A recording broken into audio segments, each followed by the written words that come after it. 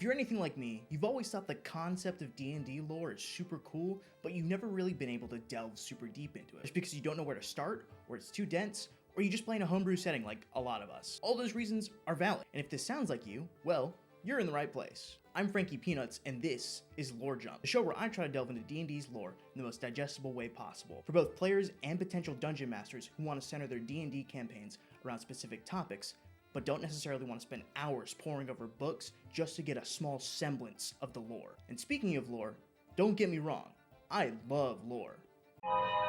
My entire reservoir of D&D lore knowledge comes from Jordan the PH is Silent, Runesmith. There's one more I'm probably forgetting. Shout out to those guys, they're awesome. But I'll be so real, my brain is rotted to the hells and back. Frankly, I don't have time to spend 30 to 40 minutes watching a video, which I'm only gonna remember like 25% of anyways. I thought, why don't I just distill the important parts down into a shorter video? And that's where I came up with the idea for Lore Jump.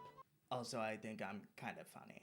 Oh my god, bro. Oh, hell no, man. What? I'll even put Subway Surfers in the bottom of the video for you. You can think of this series as like a crash course for D&D lore, right? The spark notes, the quick and dirty. That said, for my first video, I'm gonna cover a topic that's become significantly more relevant with the release of Stranger Things, Vecna. Today, I'm gonna be covering who he is, what he did, why he's important, maybe a little bit of power scaling, maybe a little bit of complaining about Stranger Things. Was he a lich or a demigod?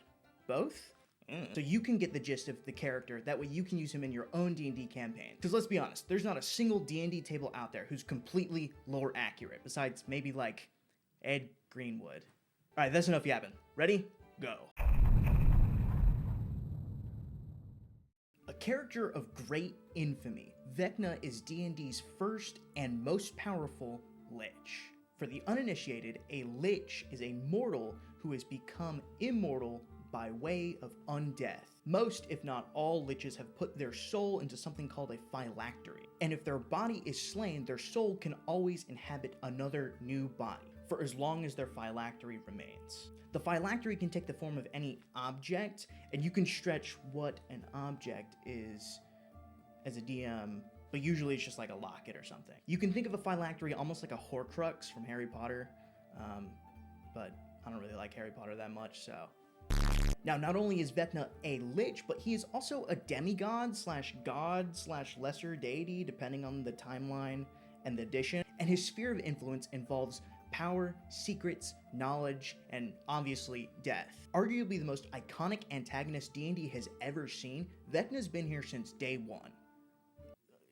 Kind of. In 1976, his first appearance was actually just a name drop, an eldritch wizardry. Sidebar, Vecna's actually an anagram of the name Vance, which is the surname of a guy named Jack Vance, who was a really famous fantasy and sci-fi author who inspired Gary Gygax and the creators of D&D. But in case you were curious, yeah, it's a reference. Now, this name drop was pretty important, not only because it established Vecna as a character, but it also established some of the most iconic items in D&D's history as well, those being the hand and eye of Vecna, respectively. The hand and eye would pop up sparsely again throughout the next decade and a half, and we would get a little bit more lore drops about Vecna, but not really much, just that he's a boogeyman for Earth, which is the planet that Greyhawk, the setting that he's from, takes place on. And also that he's dead, well, at least physically, he's dead. As for the powers of the hand, if you place it on the stump of an arm, it would grant you crazy powers like animate dead, death ray, disintegrate, etc. Eventually, the bearer, after enough time, would become corrupted by the spirit of Vecna that resided within the hand, and then the user would eventually think that they are Vecna, and this actually happened once to a guy named Mace, who overthrew this place called Tyrus and became its leader, but he was such a tyrant in his rule that he became known as Vecna II. That's crazy. And that's a lot of backstory for a guy who hadn't even appeared yet. And that takes us all the way to 1990, where Vecna has his first actual appearance in a D&D book, Vecna Lives, where he is unsurprisingly the antagonist of the whole module. In this AD&D 2nd edition adventure, Vecna's actually been elevated from just a lich to a demigod, and he's returned to power at the whim of the cult of Vecna. And I think this is where the discrepancies first begin to take hold. You see, Vecna, for as long as he's been around, has been shrouded in mystery and superstition. So much so that in Greyhawk, people don't even know where this guy comes from. Some say he was a human wizard, other people say that he was a half-elf wizard, but the big takeaway here is that it's not important, or I guess The smart answer, it's up to the DM to decide. Which honestly is quite beautiful that the demigod of secrets doesn't have an exact origin. The mythical, iconic villain of D&D doesn't have a set backstory. You get to mold him however you want as the DM. You want to be a tragic villain? You can do that. You want him to be the embodiment of chaos? You can also do that. Side note, this is how you do world building. Vecna didn't even make a physical appearance until like 2 decades after his name drop. And in these books, he was just built up as this shadowy, dark figure in the background, and his remains are otherworldly and incredibly powerful, and you're like, if this guy's hand is so powerful, imagine what the whole dude is like, and then you get to find out in Vecna Lives. Kind of reminds me of Destiny in a way. You've got this exotic item, Nezarek's Sin, right? And it's got an attached lore description that you get to read about this guy, Nezarek, the final god of pain. But you don't actually fight Nezarek until 2023 with a raid, Root of Nightmares. It's so sick. There are several ways that in-universe lore tells of Vecna's rise to power. One of the leading theories is that Orcus, the demon lord of undead, personally taught Vecna the ways of lichdom. Other accounts say that he was so smart that he formulated the way to become a lich himself. But the through line for all of these scenarios is that Vecna was ultimately afraid of his own mortality, and that is what drove him to seek out lichdom. And that's why, if you ask me, Vecna's origin as a human specifically is the most compelling. Humans in D&D lore are some of the most short-lived creatures that exist, at least when compared to that of elves who lived like 700 years old, or even half-elves, which lived to be like 400 max. So it makes sense that this guy would just be afraid of dying. And that's not to say an elf Vecna couldn't work, but it'd be a lot more heavy lifting on the DM's part to make it. Ultimately, I do think it's very fitting that Vecna is this guy who's revered as this being of secrecy, that his origin is ultimately lost to time, muddled over the years, clouded. I think that's very telling of a god of secrets.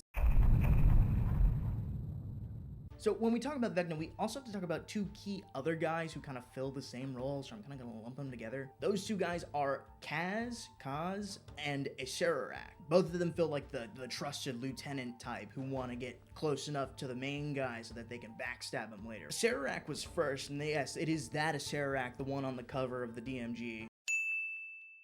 He wanted the secrets of lichdom for himself, so he orchestrated like a killing of Vecna so that he could pretend to swoop in and save the day. Obviously, trying to keep a secret from the god of secrets wouldn't go over so well, and so Vecna was like, so that caused him to guard the secrets of his power even closer, and that ultimately fed into his reputation of being this dude who was super cool and secretive and mysterious. That bolstered his worship across the realm. One of those guys who started to worship him was this dude named Kaz, who also has a name drop in the same book, Eldritch Wizardry, in The Sword of Kaz. Now this dude was pretty much the same as Acererak, but his devotion comes from like a true place of zeal for the guy. Zeal? Zealot?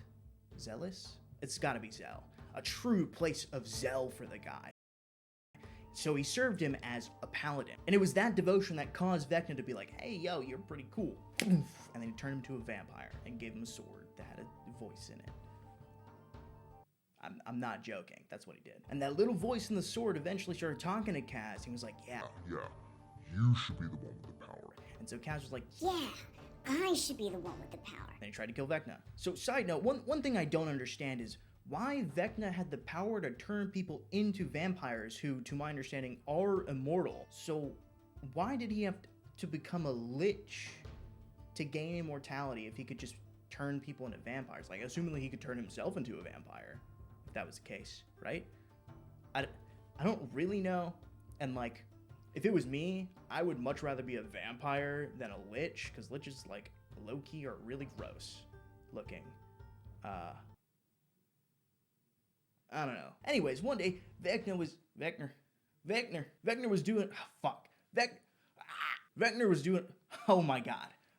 doing a ritual that would ascend him to godhood, and Kaz came in and was like, and then they fought, and both of them died, and Kaz was like, and cut off Vecna's left hand and his left eye, and those were the only remains of the battlefield from there. The sword of Kaz, the hand of Vecna, and the eye of Vecna. As legend has it, Vecna's spirit obviously survived this encounter and floated around Greyhawk / the Forgotten Realms. I don't really know where he fits in the Forgotten Realms, actually.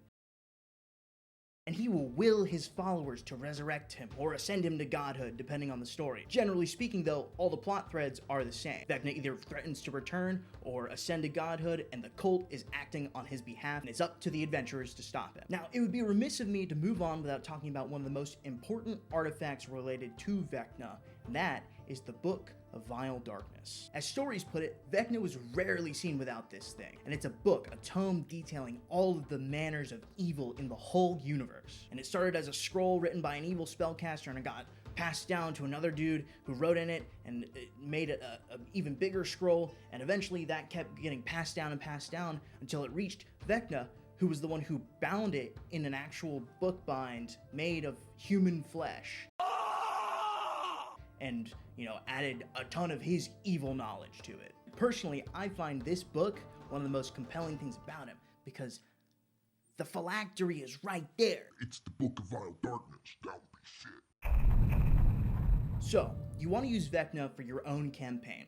So, let's distill him down to his most basic elements. Depending on time or place, he is either a lich or a demigod. Either way, he is worshipped and has a cult. What exactly is he worshipped for? Secrets, power, knowledge, death. Also, Arcane Master. He was a really strong wizard, right? Now, if we're talking alignment, historically, he is neutral evil, but realistically, you could portray him as lawful or chaotic depending on what kind of story you want to tell. If you're using the superior system for character alignment, Magic the Gathering color theory, I would firmly place him in mono black. There is an argument for blue-black Dimir, which I think also makes a lot of sense. Maybe blue-black is better.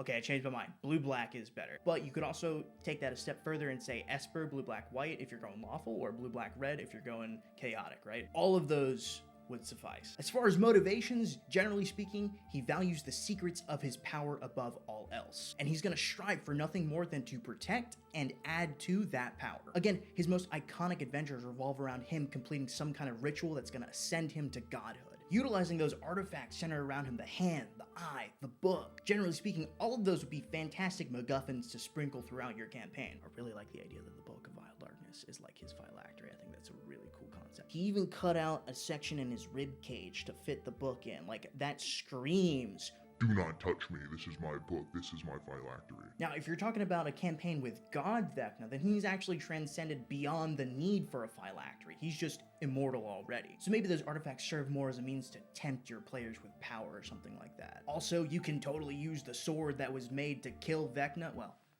made from Vecna that was used to kill Vecna.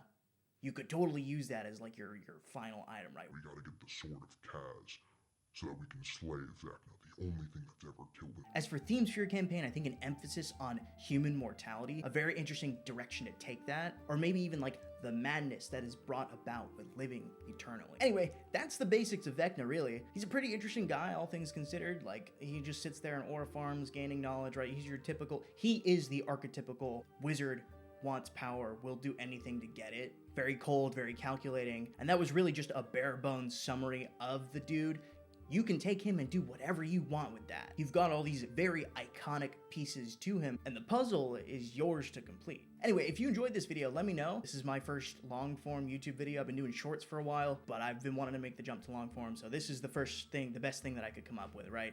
Oh yeah, of course, brain-rotted guy who does shorts comes up with short long-form content. Yeah, of course. But if you have topics that you guys want to see me cover, by all means, leave them in the comments. I've kind of been approaching this as if I know nothing about the lore so that I can go through and read up on these topics. I really want to do a video about demons, so maybe that's the next one that we do. If you have any suggestions, let me know, and I'll see what I'm going to cover next week. Okay, bye.